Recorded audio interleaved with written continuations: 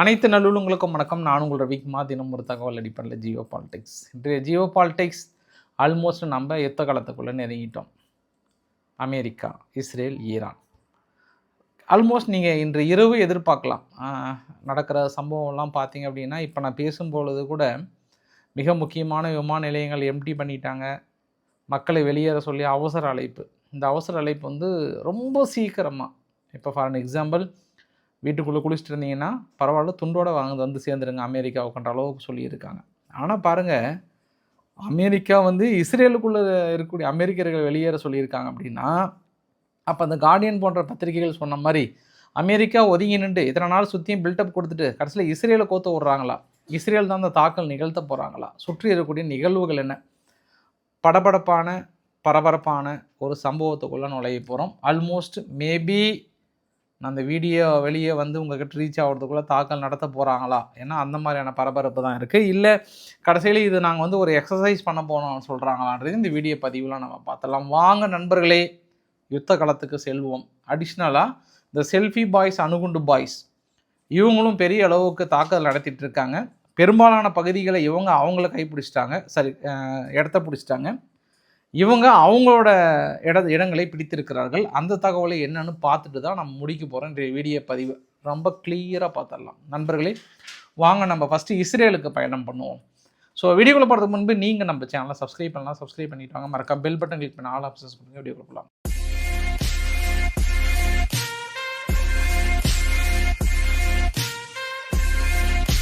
இன்றைக்கி அமெரிக்காவுடைய அரசாங்கம் குறிப்பாக வெள்ளை மாளிகையிலிருந்து ஒரு அவசர தகவல் வெளியிட்டிருந்தாங்க. அந்த அவசர தகவல் நான் காட்ட விரும்புகிறேன். நான் 2 பக்கம் வெளியிட்டிருந்தாங்க. அந்த 2 பக்கத்தில் வந்து அமெரிக்காவுடைய எம்பசி ஃபுல்லாக ரெஸ்ட்ரிக்ட் பண்ணுறேன்னு சொல்கிறாங்க. முடிஞ்ச அளவுக்கு அங்கே இருக்கக்கூடிய எம்ப்ளாயீஸ், ஃபேமிலி மெம்பர்ஸ் எல்லாமே ஒரு சில பகுதிகளுக்கு, இஸ்ரேலில் இருக்கக்கூடிய old city of Jerusalem, West Bank, இன்னும் ஒரு சில பகுதியில் ட்ராவல் பண்ணாதீங்க. முடிஞ்ச அளவுக்கு கமர்ஷியல் ஃப்ளைட் ஏதாவது இருந்தால் எவ்வளோ சீக்கிரம் உங்களால் வெளியேற முடியுமோ அவ்வளோ சீக்கிரம் அங்கேருந்து வெளியேறுங்கன்னு சொல்கிறாங்க. இஸ்ரேல் வந்து due to terrorist and civilians வந்து அன்ரெஸ்ட்டில் இருக்காங்க. வெஸ்ட் பேங்க் பகுதியில் வந்து தீவிரவாத தாக்கல் நடப்பதற்கான வாய்ப்புகள் இருக்குது. அப்புறம் காசாவிலிருந்து ஒரு 11.3 கிலோமீட்டர்லேருந்து 7 மைல் வரைக்கும் வந்து பார்த்திங்கன்னா ஒரு கான்ஃப்ளிக்ட் பகுதியில் ட்ராவல் பண்ணாதீங்க. North Israel, Lebanon, Syria border பகுதியில் ஒரு 4 கிலோமீட்டர் பக்கம் ட்ராவல் பண்ணாதீங்க. எகிப்தினுடைய எல்லை பகுதியில் ஒரு 2.4 கிலோமீட்டர்லேருந்து 1.5 மைல்ஸ் வரைக்கும் நீங்கள் டாபா கிராசிங் பக்கத்தில் வந்து போகாதீங்க. இது எல்லாமே தீவிரவாத தாக்குதல் நடப்பதற்கான வாய்ப்புகள் இருக்குது. வைலண்ட் பெரிய அளவுக்கு வருவதற்கான வாய்ப்புகள் இருக்குது. இது எல்லாமே அதனால் அந்த ஷாப்பிங் மால்ஸ் வேறு ஏதாவது இருந்தது அப்படின்னா உங்களுக்கு தேவையான பொருட்களை பர்ச்சேஸ் பண்ணி உள்ளே போய் வச்சுக்கோங்க. இல்லையா அவசரமாக பிடிச்சிட்டு கிளம்பி வாங்கன்றாங்க. உடனே அமெரிக்காவில் இஸ்ரேலினுடைய அமெரிக்கன் அம்பாசிடர் மைக் அகாபி அவர்கள் என்ன சொல்கிறாருன்னா, அங்கே யாரெல்லாம் எம்பசியில் வேலை செய்கிறாங்களோ இம்மீடியட்டாக கிளம்பிடுங்கன்ட்டாங்க. எவ்வளோ சீக்கிரம் உங்களால் கிளம்ப முடியுமோ அவ்வளோ சீக்கிரம் கிளம்பிடுங்க. ஏன்னா சுச்சுவேஷன் வந்து ரொம்ப சரியில்லை. இன்றே, இந்த நொடியே, இந்த நிமிஷமே, இந்த செகண்டே நீங்கள் வந்து அவசர செய்தியாக எடுத்துக்கோங்க. இந்த நிமிடத்துலேருந்து நீங்கள் அவசர செய்தியாக எடுத்துக்கோங்கன்னு சொல்லிட்டாங்க. சீனா ஈரானில் இருக்கக்கூடிய அமெரிக்க மக்களை ரொம்ப சீக்கிரட்டாக ஒரு பெரிய அவசர தகவலாக உடனடியாக எவ்வளோ சீக்கிரம் உங்களால் வெளியேற முடியுமோ வெளியேறுங்கன்னு சொல்கிறாங்க. இன்னும் ஒரு படி நம்ம மேலே போனோம் அப்படின்னா, ஈராக்கில் பாக்தாத்தினுடைய நிலைகள் இருக்கு இல்லையா, அங்கே கூட அமெரிக்காவுடைய சிவிலியன்ஸ், இந்த குடும்பத்தார்கள் யாராவது இருந்தாங்கன்னா அவங்களையும் அவசர அவசரமாக வெளியேற்றிட்டு இருக்காங்க. அதாவது ஈராக்கில் இருக்கக்கூடிய அமெரிக்க நிலைகள் ஃபுல்லாக எம்டி பண்ணிட்டாங்க, அங்கேயும் வெளியேறாங்கன்றது ஒரு கூடுதல் தகவல். நேற்று இரவு இருந்தே குறிப்பாக ஜெனீவாவில் பேச்சுவார்த்தை நடத்தினாங்க. ஜெனீவா பேச்சுவார்த்தையில் ஓமனுடைய ஃபாரின் மினிஸ்டர் நம்பிக்கை தெரிவித்திருக்கிறார். ஈரானுடைய ஃபாரின் மினிஸ்டர் நம்பிக்கை தெரிவித்திருக்கிறார். அமெரிக்க தரப்பில் இருக்கக்கூடிய விக்ஸாப் அவர்கள், ஜெரால்டு குஷ்னர் அவர்கள் 2 பேரும் எந்தவித நம்பிக்கையும் தெரிவிக்கவில்லை. ஒரு பேச்சுவார்த்தை முழுமையாக ஆக்கப்பூர்வமாக அடுத்த கட்ட நிகழ்வுக்கு செல்கிறது என்றால் அட்லீஸ்ட் ஒரு சின்ன சைனாவது பண்ணணும். எந்த ஒரு அக்ரிமெண்ட்டுமே இல்லாமல் ஜஸ்ட் பேச்சுவார்த்தையில் முடிந்திருக்கிறது. ஆனால் வெற்றி மாபெரும் வெற்றின்னு அவங்க கிளைம் பண்ணால் கூட இன்றைக்கி ஒரு பெரிய சம்பவம் நடந்திருக்குங்க. அந்த சம்பவம் என்னன்னு நான் சொல்ல போகிறதுக்கு முன்பு இந்த பேச்சுவார்த்தையில் நான் நேற்று 2 தகவலாக நம்மளுக்கு ரீச் ஆச்சு. நேற்று இரவு கிட்டத்தட்ட ஃபெயிலியர்னாங்க. ஆராய்ச்சி அவர்கள் நம்பிக்கை தெரிவிச்சிருந்தாங்க. ஆனால் அந்த வீடியோ பதிவு எல்லாமே அமெரிக்காவுடைய போர் விமானங்கள் மிடில் ஈஸ்ட்டை நோக்கி பெரிய அளவுக்கு வந்த வண்ணமும் சென்ற வண்ணமும் இருக்கு இல்லையா, இது எல்லாமே இன்னும் அதிகமான விமானங்கள் வந்து கொண்டிருக்கிறது.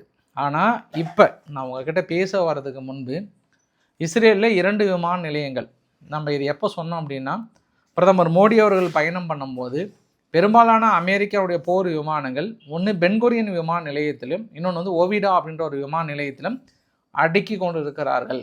காரணம் என்னவென்று புரியவில்லை. வழக்கமான நிகழ்வை விட இது சற்று வித்தியாசமாக இருக்கிறது என்று கூறியிருந்தோம் 2 நாளைக்கு முன்பு. அந்த விமான நிலையம், குறிப்பாக ஓவிடோ விமான நிலையமும் பென்குரியன் விமான நிலையமும் அது வழக்கமாக நிறுத்தி வைக்கிற பகுதியிலிருந்து ரன்வேவுக்கு வந்திருக்கு அப்படின்னு திடீர்னு சேட்டலைட்னுடைய இமேஜஸ் சீனா அவசரமாக வெளியிட்டு சீக்கிரமாக வெளியேறுங்கன்னு சொல்கிறாங்க. இப்போ நான் உங்ககிட்ட பேசும்போதும் கூட 50க்கும் மேற்பட்ட போர் விமானங்கள் நிறைய அங்கே ஈராக்கில் இருக்கக்கூடிய பேஸில் இருந்து மற்ற எல்லா பேஸில் இருந்தும் கிட்டத்தட்ட தயார் நிலையில் இருக்கிற மாதிரி தான் தகவல்கள் வந்த வண்ணம் இருக்கிறது அப்படின்னு சொல்கிறாங்க. சரி, நம்ம இன்னும் ஒரு படி மேலே போனோம் அப்படின்னா, அமெரிக்காவுடைய C-17 குளோப்ஸ்டார், C-5 சூப்பர் கேலக்ஸி, இது எல்லாமே ஒரு ஹை டென்ஷனில் காலையிலிருந்து எவ்வளோ சீக்கிரம் ஆயுதங்களை கொண்டு வந்து அடுக்க முடியுமோ அடுக்கியிருக்காங்க. இஸ்ரேலினுடைய ஒரு சில மேயர்ஸ்லாம் என்ன பண்ணியிருக்காங்க, ஸ்டாக் பைல்ஸ் எல்லாம் ஓப்பன் பண்ண சொல்லியிருக்காங்க. அதாவது குடோன்கள் மீதி எல்லாமே. அது இல்லாமல் ஷெல்டர்ஸ்னால் வச்சுக்கோயேன், ஒரு ஒரு சவுண்டு மாதிரி வரும், தாக்குதலுக்கான சவுண்டு, கொஞ்சம் கொஞ்சம் கொஞ்சம்னு கத்தும்போது மக்கள் போர்க்கால சூழ்நிலை எந்த அளவுக்கு போய் உள்ளே போக முடியுமோ அதையும் ஃபுல்லாக ஓப்பன் பண்ண சொல்லிட்டாங்க. குறிப்பாக நம்ம ஏற்கனவே 12 நாள் யுத்தத்தில் நம்மளுக்கு ஏற்கனவே ப்ராக்டிஸ் இருந்துருக்கும். அதனால் ஷெல்டர்ஸ் ஃபுல்லாக ஓப்பன் பண்ண சொல்லிட்டாங்க. முடிஞ்ச அளவுக்கு கொஞ்சம் ஸ்டாக்ஸ் வாங்க வைங்கன்னு சொல்லியிருக்காங்க. ஸோ இன்று இஸ்ரேல் முழுவதும் பரபரப்பாக தென்படுகிறது. எல்லா சூப்பர் மார்க்கெட்டுமே வந்து நிரம்பி வழிந்து கொண்டிருக்கிறது அவசர கதியில் அப்படின்னு சொல்ல முடியும். இந்த பீர்ஷியாவான்ற ஒரு மேயர் தான், அவர் தான் டெப்டி மேயர், என்ன சொல்லிட்டாருன்னா, எல்லா ஷெல்டர்ஸும் வந்து கெட் ரெடி, எல்லாமே ரெடியாக இருந்துக்கோங்கன்னு சொல்லியிருக்காங்க. நேற்று இரவே சந்தேகப்படுகின்ற இடங்களில் ஹெஸ்புல்லானுடைய முக்கிய நிலைகளில் இஸ்ரேல் மிக முக்கிய தாக்குதலை நிகழ்த்தியிருக்கிறது என்ற ஒரு கூடுதல் தகவல். இது எல்லாத்தையும் மக்களுக்கு இப்போ ஒரு பதற்றமான ஒரு சூழ்நிலை, எல்லாருமே வெளியேற சொல்கிறாங்க. இஸ்ரேலினுடைய டிஃபென்ஸ் ஃபோர்ஸ் வந்து செய்தியாளர்களை சந்திக்கல, ஒரு வீடியோ பதிவு மட்டும் வெளியிடுறாங்க. அந்த வீடியோ பதிவில் தற்போது இருக்கக்கூடிய சூழ்நிலை வந்து கொஞ்சம் அன்சர்டனிட்டியாக ஃபீல் பண்ணுறோம். அதனால் எந்த டென்ஷனும் வேண்டாம், மக்களை காக்கின்ற மிக முக்கிய பொறுப்பு அரசாங்கத்துக்கு இருக்கிறது. ஸோ ரொம்ப க்ளோஸாக வாட்ச் பண்ணிகிட்ருக்கோம். ஃபுல்லாக நீங்களும் கோஆர்டினேட் பண்ணுங்கள். கண்டிப்பாக நம்ம ஸ்ட்ரென்தன் ஆகும். ஒரு பார்ட்னர்ஸுக்கு நம்ம ஃபுல்லாக கோஆர்டினேட் பண்ண போகிறோம். அதனால் தன்னோட ரொட்டீன் சேஃப்டியை நீங்கள் எந்த அளவுக்கு ஃபாலோ பண்ணுறீங்களோ அந்த அளவுக்கு வந்து ஃபாலோ பண்ணுங்கள். எதுவாக இருந்தாலும் உங்களுக்கு முன்கூட்டியே ஒரு தகவலை கொடுக்குறேன் அப்படின்னு சொல்லிட்டாங்க.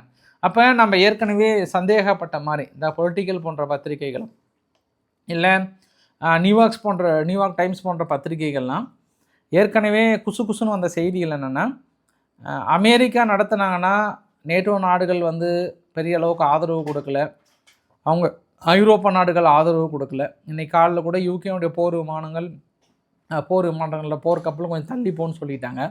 இதையெல்லாம் பார்க்கும்போது இந்த யுத்தத்தில் ஃபஸ்ட்டு அமெரிக்கா கொஞ்சம் இன்ட்ரெஸ்டாக இருந்தாங்க. பட் ஆனால் கொஞ்சம் நிலைமை கொஞ்சம் உற்று கவனிக்க இஸ்ரேலை கோத்து விடுவதற்கான வாய்ப்புகள் நிறைய தென்படுகிறது.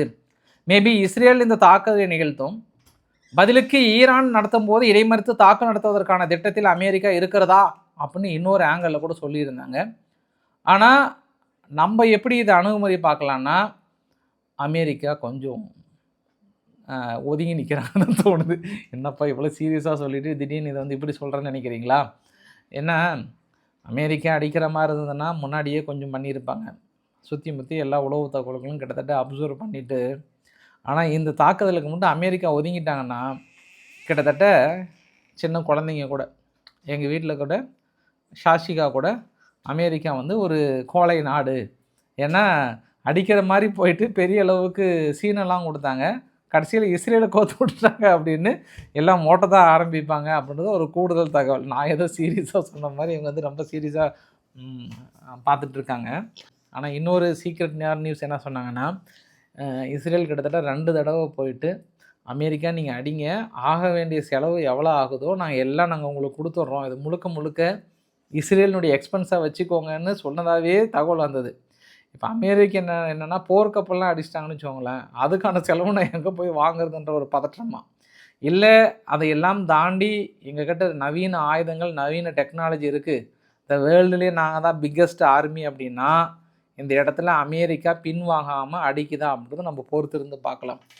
அதை பின்வாங்காமல் ஈரானை அடிச்சுது அப்படின்னா ஒத்துக்கலாம், சரி ஏதோ யுத்த களத்துக்குள்ளே நுழையிறீங்க பார்க்கலாம், அவங்களா இவங்களான்னு பார்த்துடலாம். ஆனால் ஒதுங்கிட்டீங்க அப்படின்னா இதுக்கப்புறம் ட்ரம்ப் அவர்கள் எங்கேயாவது சொன்னார் அப்படின்னா நம்மளே போயிட்டு இப்படி மறைச்சி மேலேங்களையும் பார்க்க வேண்டிய கூடுதல் தகவல். சரி, இதை நம்ம உங்ககிட்ட சொல்லணும்னு நினச்சேன், ஏதோ மனசுக்குள்ளே தோணுது, கொஞ்சம் வெளிப்படையாக சொல்லிட்டேன். நான் இந்த ஜெனீவாவில் பேச்சுவார்த்தை நடந்தது இல்லைங்களா, அந்த பேச்சுவார்த்தை நடத்தும்போது இந்த ஐஏஎனுடைய தலைவர் கிராசி அவர்கள் நேற்று போய் பார்த்தார். மனுஷன் அமைதியாக வந்துட்டார் பார்த்துட்டு. இன்றைக்கி திடீர்னு இப்போ இந்த நியூஸ் எல்லாம் பரபரப்பாகும்போது 2 நியூஸ் வெளியிடுறாரு. ஈரான் நீங்கள் எங்கெல்லாம் அணு ஆயுத என்ரிச்மெண்ட் வச்சுருக்கீங்களோ அங்கெல்லாம் சேஃபாக இருந்துக்கோங்க, அணு ஆயுதத்தை முழுமையாக சேஃபாக பார்த்துக்கோங்க, நாளைக்கு அதுலேருந்து ரேடியேஷன் வெளியாகிட்டு எதாவது ஒன்று ஆச்சு அப்படின்னா நாங்கள் பொறுப்பு இல்லை, ஏன்னா எல்லாமே எங்களை மீறி போயிட்டுருக்கு. பாசிபிள் 60% ஆஃப் என்ரிச் வந்து இஸ்ஃபஹானில் இருக்கக்கூடிய யுரேனியம் என்ரிச் பண்ணக்கூடிய நிலையத்தில் இருக்குன்றது ஒரு தகவலையும் கொடுக்குறாரு. இது வந்து இஸ்ஃபஹானில் தான் இருக்குது 60% என்ரிச் பண்ணி, எதை வச்சு சொல்கிறீங்கன்னு எனக்கு புரியல. நீங்கள் அவங்கள போய் அங்கே உள்ளே விசிட் பண்ண பார்க்க விட்டாங்களா? பார்க்க விடல. உங்களை ஈரான் முழுமையாக மறுத்துட்டாங்க. எதுவுமே தெரியாமல் பாசிபிள் ஈரான் அணு ஆயுதத்தை நெருங்கிட்டாங்க, இஸ்ஃபஹானில் தான் வைத்திருக்காங்கன்ற ஒரு குண்டு தூக்கி போட்டார். இப்போ ஜெஸ்னோ வரும்போது கிராசி அவர்கள் அந்த குண்டு தூக்கி போட்டுட்டு அமைதியான முறையில் பேச்சுவார்த்தை நடத்துவதற்கு பாசிபிள் அவுட் முடிஞ்சு, வாய்ப்புகளே இல்லை அப்படின்ற ஒரு வார்த்தையை வந்து சொல்லியிருக்காங்க. சரி, இன்னும் ஒரு படி மேலே போயிட்டு அவங்க ஏன் இதை பற்றி சொல்கிறாங்கன்னா, இன்றைக்கி ஃப்ரைடே, வெள்ளிக்கிழமை இல்லையா, ஃப்ரைடே ப்ரேயரில் அயதுல்லா அலி காமேனி அவர்கள் வந்து ரொம்ப தெளிவாக சொல்லிட்டாங்க, இனி யாருக்கிட்டையும் எந்த பேச்சுவார்த்தையும் கிடையாது, death to America, death to England, death to Israel, death to infield, death to Americana அது ட்ரம்ப்புக்கு சேர்த்தி போகிறதும் மீது எல்லாருக்கும் சேர்த்தி போகிறதுன்னு சொல்லிட்டு மக்கள் உடனே எல்லாம் கத்த ஆரம்பிச்சிட்டாங்க. Death to America, death to அமெரிக்கான்னு கத்த ஆரம்பிச்சிட்டாங்க. சரி, நம்ம என்ன இப்போ புரிஞ்சிக்கலாம், எங்கேருந்து தாக்கல் நிகழ்த்துவதற்கான வாய்ப்புகள் இருக்குது அப்படின்றத இன்று இரவோ நாளை காலையோ நாளை மறுநாள் நடந்தாலும் நம்ம மனசுக்குள்ளே இது அப்படியே வந்து முன்னாடி நிற்கணும். இந்த வரைபடத்தை உங்களுக்காக பிரத்யேகமாக பாருங்கள். ரொம்ப ஒரு ஸ்பெஷலான புகைப்படங்க. 26ஆம் தேதி இரவு வரைக்கும் கிடைத்த புகைப்படம் இது. மேலே துருக்கி எங்கே இருக்குதுன்னு பார்த்துக்கோங்க. ஈரானுக்கு மேலே துருக்கிக்கு பக்கத்தில் 2 நம்பர் இருக்குது, 24-5. ஸோ அந்த இடத்துல, அதாவது மத்திய தரைக்கடல் பகுதியில் கிட்டத்தட்ட 24 ஏர்க்ராஃப்ட் இருக்குது. அதில் 10 KC-135, 3 MQ-9A, 4 MC-135, 2 US, 3 RC-135, MQ-1C. பெரும்பாலும் அட்டாக்கிங் ஹெலிகாப்டர் இல்லை, கொஞ்சம் சர்வலைன்ஸ் பண்ணிகிட்டே இருக்கிறாங்க, சுற்றியும் வாட்ச் பண்ணுவதற்கான ஹெலிகாப்டர், விமானம், போர் விமானங்கள், அது இல்லாமல் ரீஃபியூல் பண்ணுறதுக்கு வச்சுருக்காங்க. 5 கப்பல்கள் இருக்குது. USS ஆப்ரஹாம் லிங்கன், அப்புறம் USS மெஹன், USS பால்கரின்னு சொல்லிட்டு 24 போர் விமானங்கள், 5 போர்க்கப்பல்கள். அதுக்கு கீழே இஸ்ரேல்கிட்ட மட்டும் ஒரு 153 நம்பர் இருக்கா, அது இஸ்ரேல் அண்டு ஜோர்டனில் இருக்கக்கூடிய அமெரிக்காவுடைய விமான நிலையம். இது எல்லாம் சேர்த்து 153 போர் விமானங்கள், அதாவது ஏர்க்ராஃப்ட் இருக்குது. அந்த ஏர்க்ராஃப்டில் 16 F-15Eயும் 11 F-22வும் 30 F-35A, அப்புறம் 24 F-16, 17 MQ-1, 12 A-10, இன்னும் MQ-9C, EA-18Cலாம் இருக்குது. அப்போ அந்த இடத்துல இதுவரை இல்லாத அளவுக்கு அதிகமான போர் விமானங்களை நிறுத்தியிருக்காங்க. அதனால தான் மேபி இஸ்ரேலேருந்து தாக்கல் நடத்துகிறாங்கன்றதை நம்ம உறுதிப்படுத்திக்கலாம் அந்த இடத்துல. அடுத்து கீழே பார்த்தோன்னா சவுதி அரேபியாவில் இருக்கக்கூடிய செங்கடல் பகுதி, அது இல்லாமல் சவுதி அரேபியாவில் 72 இருக்குது பாருங்கள். சவுதி அரேபியாவுக்கு மேலே 70 போர் விமானங்கள் ஏர்க்ராஃப்ட் இருக்குது. F-16லேருந்து KC-46, MQ-1C, KC-135 எல்லாமே நிலைநிறுத்தியிருக்காங்க. 2 கப்பல்கள் அந்த இடத்துல இருக்குது. USS டெல்பிராட் பிளாக்கும் USS ஜான் ஃபிலிமும் இருக்குது அந்த இடத்துல. அப்படியே கொஞ்சம் கீழே பார்த்தோம் அப்படின்னா டிஜிபவுட்டி, அந்த இடத்துல 5 ஏர்க்ராஃப்ட் இருக்குது. அது சும்மா இவ்வளோ விமானங்கள் தான் அப்படின்னு சொல்ல முடியும். மேலே வாங்க, ஈரான் பக்கத்தில் ஈராக் இருக்குது. ஈராக்கில் ஆல்மோஸ்ட் எம்டி பண்ணி வைத்திருக்காங்க. நம்ம ஏன் சொல்கிறோம் அப்படின்னா, ஈராக்கில் பாருங்கள் எந்த போர் விமானமும் இல்லை, ஜஸ்ட் MQ-1C மட்டும் 14 இருக்குது, சும்மா உழவு பார்ப்பதற்காக. அப்புறம் CN-253 இது மட்டும் தான் இருக்குன்றது ஒரு கூடுதல் தகவல். அதுக்கு கீழே பாருங்கள், பர்ஷியா கல்ஃப் இருக்குல்ல, ஸ்டேட் ஆஃப் ஆர்ம்ஸ், அந்த பகுதியில் 27 போர் விமானங்கள் இருக்குது. அதாவது கத்தார் இதெல்லாம் சேர்த்தி அதில் கூட பார்த்தோன்னா போர் விமானங்கள், தாக்கல் நடத்தக்கூடிய போர் விமானங்கள் பெரிய அளவுக்கு இருக்கான்னா, இந்த ரீஃப்யூலிங் ஏர்க்ராஃப்ட் இருக்குது, உளவு விமானங்கள் இருக்குது, அந்த ஜாமர் ஏற்படுத்தக்கூடிய இருக்குது, அப்புறம் அட்வான்ஸ் சிஸ்டம் தான் இருக்குது. அந்த இடத்துலையும் பெருசாக இல்லை, அதையும் நோட் பண்ணுங்கள். அதுக்கு கீழே பாருங்கள், ஓமன் பக்கத்தில் 8 and 5 இருக்குது பாருங்கள். அங்கே வேணால் அட்டாக்கிங் ஹெலிகாப்டர் வந்து ஒரு F-16 இருக்குது, 5 கப்பல் இருக்குது. ஆப்ரஹாம் லிங்கன்லேருந்து மீதி சுற்றியும் காப்பதற்காக கிட்டத்தட்ட 5 இருக்குன்றது நம்ம சொல்ல முடிகிறது. ஸோ இதுக்கப்புறம்னா தான் நம்ம இதில் ஒரு குறிப்பு, இவங்க துருக்கி கீழே 5ன்றது ஆப்ரஹாம் லிங்கன் கப்பல் இல்லை, அந்த கப்பல் பேர் வந்து ஒன்று நேற்று கிளம்பி வந்தேன்னு சொன்னால் ஐ திங்க் மறந்துட்டேன், அது 2 இன்னும் ஒன்றா போட்டாங்க. அடுத்தது பார்த்தோம் அப்படின்னா, இங்கே ஃப்ரான்ஸ் பக்கத்தில் ஐரோப்பாவில் மட்டும் 93 போர் கப்பல்கள், ஒன்று ஐரோப்பா இல்லை இஸ்ரேல், கிட்டத்தட்ட 42 ஏர்க்ராஃப்ட்டுக்கு மேலே இருக்குது. ஒட்டுமொத்தமாக 442 ஏர்க்ராஃப்ட், 14 போர் கப்பல்கள் தற்போது நிலையில் அங்கே இருக்கிறது. இது ரொம்ப தெளிவாக கிளாரிட்டியாக இருக்குது இப்போ இருக்கக்கூடிய போர் விமானங்கள் எங்கெங்கே இருக்குன்றது. ஸோ ஈரான் எங்கெல்லாம் பாதுகாக்கப்பட வேண்டிய பகுதிகள் எங்கெல்லாம் இவங்க குறி வைக்கிறாங்கன்னா, அந்த ஸ்டேட் ஆஃப் ஆர்ம்ஸ் பகுதியில் லைட்டாக டார்க் இருக்குது பார்த்தீங்களா, 2 நம்பர் போட்டிருக்கு இல்லையா, பாசிபிள் இந்த ஏரியா ஃபுல்லாக பேந்தர் அப்பாஸிலிருந்து இந்த இடம் ஃபுல்லாக ரொம்ப ஒரு முக்கியமாக தாக்கல் நடத்தக்கூடிய பகுதி. இந்த மிலிட்டரி பேஸ் அப்படின்றது பாருங்கள், டேப்ரீஸ், மெசாத் போன்ற பகுதியில் மொத்தம் ஒரு 7 பகுதி இருக்குது மிலிட்ரி பேஸு. இந்த மிலிட்ரி பேஸ் எல்லாமே தாக்கல் நடத்துவதற்கான வாய்ப்புகள் இருக்குது ஃபஸ்ட்டு. அதுக்கப்புறம் ஏர் பேஸ், இதை தான் அவங்க தாக்கல் நடத்த போகிறாங்க. அதுக்கான ரஃப் ஃபிகருமே வந்து கிட்டத்தட்ட வெளியிட்டாங்க. அது இன்னும் ஒரு கான்ஸ்பிரசி தியரி உங்கள்கிட்ட சொல்லட்டுமா? இன்றைக்கி நிறைய செய்திகளில் பார்த்தேன், ரஷ்யா வந்து ரகசியமாக தகவல் அவங்க KGB மூலயமா எடுத்து எந்தெந்த ஏரியாலாம் பாசிபிளாக அட்டாக் பண்ண போகிறாங்கன்றத ரகசியமாக தகவல் கசிய விட்டதாகவும் சொல்கிறாங்க. இன்னும் ஒரு படி மேலே போயிட்டு சீனா வந்து பெரிய அளவுக்கு அக்ரிமெண்ட் போட்டதில் எந்தெந்த எந்தெந்த போர் விமானங்கள் எங்கெல்லாம் இருக்குது, பாசிபிள் அட்டாக் சைட் என்ன, இதெல்லாம் இருக்கா இல்லையான்றது அவங்களும் ஃபுல்லாக ஷேர் பண்ணியிருக்காங்கன்றதையும் அடிஷ்னலாக சொல்லியிருக்காங்க. கிட்டத்தட்ட ஈரானுடைய நேவி வந்து நேவி ஃப்ளோட்டிலியான்னு சொல்லுவாங்க, 13,000 நாட்டிக்கல் மைலை தாண்டி கிட்டத்தட்ட 100 நாள் தனது மிசைலை முடிச்சுட்டு நேராக வந்து ஸ்பாட்டுக்கு நின்றுருக்கன்றது ஒரு கூடுதல் தகவலாக சொல்ல முடியும். இது அங்கே இருக்கக்கூடிய ஒட்டுமொத்த பதிவுகள். ஹோப் இப்பயும் சொல்கிறேன், தாக்குதல் நடக்கிறது உறுதி. இன்னும் நிறைய பேர் வந்து கமெண்ட் பண்ணிகிட்டு இருக்காங்க, தாக்கல் நடத்தலை, உலகத்தில் தான் தாக்கல் நடத்துவாங்க, அப்படி தாக்கல் நடத்தினா நான் அந்த பக்கம் மீசியாகவே எடுத்துக்கிறேன்ற மாதிரிலாம் நிறைய பேர் பதிவுகளை போட்டிருக்காங்க. நீங்கள் எடுக்க வேண்டிய ஒரு சூழ்நிலை வரும். நான் என்னுடைய கணிப்பிலிருந்து இந்த நொடி வரை நான் பின்வாங்கலை. கண்டிப்பாக ஈரான் மீது தாக்குதலை நடத்துகிறாங்க. ஆனால் அமெரிக்கா மட்டும் தனிப்பட்ட முறையில் நடத்துகிறாங்களான்னா இல்லை, இஸ்ரேலும் இணைந்து இந்த தாக்குதலை நிகழ்த்துகிறது. இந்த நொடி வரை நான் முழுமையாக நங்குறேன், இது நடந்தே தீரும், கண்டிப்பாக நடக்க தான் போது. எழுதி வைத்து கொள்ளுங்கள் உங்கள் வரலாற்று புத்தகத்தில். இது கன்ஃபார்ம்டாக நான் சொல்கிறேன். இது இப்போது இந்த நொடி வரை எனக்கு எந்த மாற்று கருத்துமே கிடையாது. சரி, அடுத்தது என்ன? செல்ஃபி பாய்ஸ், அணுகுண்டு பாய்ஸ். யார் செல்ஃபி பாய்ஸ்? ஆப்கானிஸ்தான். யார் அணுகுண்டு பாய்ஸ்? பாகிஸ்தான். ஹமாஸ் ஓடி வந்து ஒரு லெட்டர் ஒன்று எழுதுகிறாங்க, அண்ணா நம்மலாம் பங்காளிங்களாக இருக்கும், பிரதர்ஸ், பாகிஸ்தான் ஆப்கானிஸ்தான்லாம் பிரதர்ஸ், நம்ம ஏன் அடிச்சுக்கணும், பேசி பிரச்சனையை தீர்த்துக்கலாமே, நம்மளாம் ஓர் ரத்தங்கள், ஓர் தாயின் குழந்தைகள், நம்ம இது மாதிரி எக்ஸ்கலேட் பண்ணலாமா? ஏற்கனவே ஜியோனிஸ்ட் வந்து அவங்க அலையன்ஸ் ஏற்படுத்தி இன்டர்நேஷ்னல் லெவலில் அவங்கள ஐசோலேட் பண்ண வேண்டிய ஒரு சூழ்நிலை. ஈவு இருக்கலாமல் காசாவுக்குள்ளார இனப்படுகொலை செய்திருக்காங்க. நம்ம எல்லாம் ஒன்று சேர்ந்து எதுக்குற சமயத்தில் நம்ம பங்காளிங்க சண்டை தேவையா?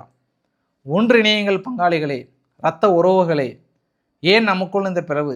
இந்த ரம்லான் மாதத்தில் இப்படி ஒரு பிளவை ஏற்படுத்தலாமா அப்படின்ற மாதிரிலாம் ஒரு நீண்ட நெடிய ஒரு லெட்டரை ஒன்று எழுதுகிறாங்க ஹமாஸ் தரப்பில்.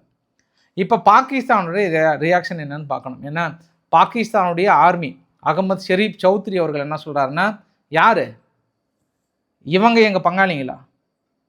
இவங்க எங்கள் நண்பர்களா? இவங்க ஓர் தாயின் பிள்ளைகளா? எங்கள் ரத்த உறவுகளா? பெண்களுக்கு என்று மரியாதை கொடுத்திருக்கிறார்களா? பெண்களுக்கு என்று கல்வியை கொடுத்திருக்கிறார்களா?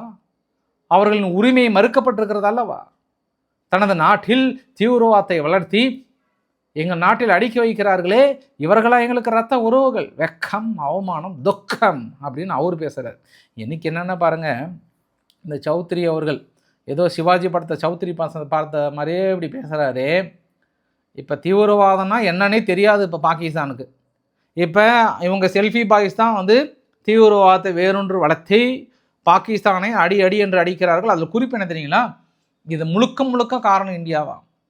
அமைதியாக இருந்த இந்த உறவுகளை தூண்டிவிட்டு தாக்குதல் நடத்த வைத்து வேடிக்கை பார்ப்பது இந்தியா தான் அப்படின்ற மாதிரி இன்னொரு குற்றச்சாட்டை வந்து சுமத்துறாரு. சரி, ஏதோ ஒரு கத்திட்டு போகிறாரு. ஆனால் இதை என்னால் ஏற்றுக்க முடியாது. பாகிஸ்தானுக்கும் தீவிரவாதத்துக்கும் சம்மந்தமே இல்லைன்னு சொல்கிறேங்க பாரு, நீயே ஒரு தீவிரவாதி தான். யார்? நான் பாகிஸ்தானோட மினிஸ்டர் சொல்கிறேன். நான் டிஃபென்ஸ் மினிஸ்டர்லேருந்து ஆசிப் முனீர்லேருந்து உங்களுடைய உளவுத்துறையில் என்ன பெருசாக நீங்கள் ஒட்டுமொத்த தீவிரவாதத்தை வளர்த்தி வச்சுக்கிட்டு நீங்கள் அவங்கள சொல்கிறீங்க. அது உங்களுக்கு எங்கெங்கே தண்டனை கிடைக்குமோ அங்கங்கே கிடைச்சது ஆகுன்றது கூடுதல் தகவல். வாங்க அவங்க கதைகளும் கேட்டுட்டு போயிடலாமே. 12 பாகிஸ்தான் சோல்ஜர்ஸ் இறந்து போயிட்டாங்க எங்கள் தரப்பில். 27 பேர் wounded ஆகிட்டாங்க. ஒருத்தர் மிஸ்ஸிங், எங்கே போனான்னு தெரியல. ஆனால் நாங்கள் அடித்த அடி, இறங்கின இடியில் 274 தாலிபான் ஃபைட்டர் சட்டம், 18 பேரை பிடிச்சி வச்சுருக்கிறோம், 74 போஸ்ட்டு டெஸ்ட்ராய் பண்ணிட்டோம். அப்போ கிட்டத்தட்ட பாதி ஆப்கானிஸ்தானை பிடிச்சிட்டாங்க. 157 டேங்க்கு எல்லாத்தையும் முடிச்சிட்டோம். அவங்களுடைய ஹெட் குவார்ட்டர், வெடிமருந்துகள் இருந்த பகுதி எல்லாமே எல்லாத்தையும் முடிச்சிட்டோம். அப்புறம் என்ன கோட்டசாமிங்கன்னு உங்களுக்கு என்ன நான் போய் பிடிச்சிட வேண்டியது தானே, என்ன வேறு என்ன கவலை. சவுத் வசிரிஸ்தான் பகுதியில் ஆப்கானிஸ்தானும் முக்கிய நிலைகளை கைப்பற்றி எமது வீரர்கள் கொடியை ஏற்றி விட்டார்கள். கூடிய விரைவில் இந்த கொடியை காபூலில் பறக்கும் அப்படின்ற மாதிரிலாம் வந்து சொல்லியிருக்காங்க. ஆப்கானிஸ்தான் தரப்பில் பேச்சுவார்த்தைக்கு நாங்கள் தயாராக இருக்கோம், ஆனால் அவங்க தான் எங்களுக்கு பேச்சுவார்த்தைக்கு தயாராக இல்லை. தொடர்ந்து போர் விமானங்கள் பறக்கிறது, உளவு வேலை பார்க்கறது, தாக்குதல் நடத்துகிறது. காலையிலேருந்து பாகிஸ்தான் குறி வைத்து ஒரு சில இலக்குகளை தாக்கல் நடத்தியிருக்காங்க. இந்த வரைபடத்தில் பார்க்குறீங்க இல்லையா? இந்த வரைபடத்தில் அந்த டுரேந்தர் லைன் இருக்கு இல்லையா, துரேந்தர் வருது பாருங்கள், டூரண்ட் லைன் இருக்கு இல்லையா, அதில் பார்த்தீங்கன்னா இவங்க நடத்தினது செல்ஃபி பாய்ஸ் வந்து நடத்தின தாக்குதல். இந்த காபுல், கந்தகார், இன்னும் ஒரு சில பகுதியெல்லாம் வந்து இவங்க விமானத்தின் மூலயமா தாக்கல் நிகழ்த்தியிருக்காங்க. ஆனால் இன்றைக்கி மதியத்துக்கு மேலே ஒரு சில சம்பவத்தை பண்ணி விட்டாங்க ஆப்கானிஸ்தான். ட்ரோன் தாக்குதல், பாகிஸ்தானுடைய ஆர்மி இருக்கு இல்லையா, பாகிஸ்தானோட ஆர்மி இன்ஃப்ராஸ்ட்ரக்சர்ஸ் அதெல்லாம் குறி வைத்து நாங்கள் தாக்கல் நடத்தணும்னு சொல்கிறாங்க. இன்னும் ஒரு சில நிலைகளை தாக்கல் நடத்தியிருக்காங்க. ஆனால் அதில் ஒரு வாரத்துக்கு முன்னாடி வந்த ஒரு வீடியோ பதிவுங்க, ஒரு தற்கொலை படைதாரி வந்து ஒரு அட்டாக் நடத்தினார். அந்த வீடியோவை இன்றைக்கி எடுத்து போட்டு ஏதோ இன்றைக்கி நைட் நடத்துகிற மாதிரி பேசுகிறாங்க. பட் அதுவுமே தவறு. இது வரைக்கும் ஆப்கானிஸ்தான் இராணுவம் இன்னும் நடத்தலை. ஆனால் சொல்லியிருக்காங்க இன்னும் அது மாதிரி நடத்தலை. பட் பழைய வீடியோவை சர்க்குலேட் பண்ணிகிட்டு இருக்காங்க. அவங்க இராணுவமே அதுதான் பண்ணுறாங்க. ஏன்னா நம்ம தொடர்ந்து வாட்ச் பண்ணுறதுனால எந்த வீடியோ உண்மை ஃபேக்குன்னு நம்மளுக்கு தெரியுது இல்லையா, அதை வைத்து சொல்கிறேன். பாகிஸ்தானுடைய எல்லை பகுதியில் அவுயிர்சர்ஸ் வச்சு தாலிபானுடைய பொசிஷனை வந்து தொடர்ந்து சுட்டு தள்ளிட்டு இருக்கிறாங்க அப்படின்றது ஒரு கூடுதல் தகவலாக சொல்ல முடியும். இது அங்கே இருக்கக்கூடிய ஒட்டுமொத்த தகவல்கள். ஃபைனலாக ஒன்றோட நான் முடிக்க விரும்புகிறேன். நான் அங்கே கியூபாவை சும்மாவே விடலை. அமெரிக்கா சும்மா ரொம்ப தொந்தரவு கொடுத்துறாங்க, யூடிசிங் பண்ணிகிட்டு இருக்காங்க. பாருங்கள், கியூபாவை சுற்றி அமெரிக்கானுடைய நேவி ஃப்ளைட்டு, அமெரிக்கானுடைய கனடாவுடைய ஏர்ஃபோர்ஸு, அப்புறம் அவங்க நேவிலாம் அடிக்கடி உள்ளே போயிட்டு அங்கே இருக்கக்கூடிய சிவிலியன்ஸை கொண்டிருக்காங்கன்ற மாதிரியான அங்கே இருக்கக்கூடிய ரிசல்ட் வருது. கியூபானுடைய பார்டர் சர்வீஸ் போட்டை வந்து சுட்டிருக்காங்க. கிட்டத்தட்ட 4 பேர் பக்கம் இறந்து போயிருக்காங்க. அமெரிக்கா துணையோடு தான் நடக்கிறது. தொடர்ந்து கியூபாவை தடை செய்கிறது மட்டும் இல்லாமல் இந்த மாதிரியான வேலைகளும் செய்து கொண்டிருக்கிறது என்ற ஒரு குற்றச்சாட்டை கியூபா தொடர்ந்து சுமத்தி வருகிறது என்பது ஒரு கூடுதல் தகவலாக சொல்ல முடியும். நம்ம இன்னும் நிறைய விஷயம் பேசணும்னு நினச்சேன். பட் காலம் நேரம் நம்மளுக்கு கரெக்டாக வரல. ஏன்னா நம்ம நிறைய விஷயங்கள் பேச வேண்டியது இருக்கிறது. பார்க்கலாம், முடிஞ்ச அளவுக்கு உங்களை சீக்கிரமாக சந்திக்கிறேன் நான். இதுக்கப்புறம் யுத்த காலம் என்று வந்து விட்டால் உங்களுக்கு வீடியோலாம் டிலேலாம் கிடையாது. எவ்வளோ சீக்கிரம் என்னால் போஸ்ட் பண்ண முடியுமோ அவ்வளோ சீக்கிரம் போஸ்ட் பண்ண முடியும். இன்றைக்கி காலையில் ஒரு சர்ப்ரைஸ் கொடுத்தேன்ல, அந்த மாதிரி சர்ப்ரைஸை நீங்கள் இதுக்கப்புறம் எதிர்பார்க்க போகிறீங்க. ஸோ பிடிச்சிருந்தால் லைக் பண்ணுங்கள், ஃப்ரெண்ட்ஸுக்கு ஷேர் பண்ணுங்கள், சப்ஸ்கிரைப் பண்ணுங்கள். ரவிக்குமார் சோமு சேனல். நன்றி, வணக்கம்.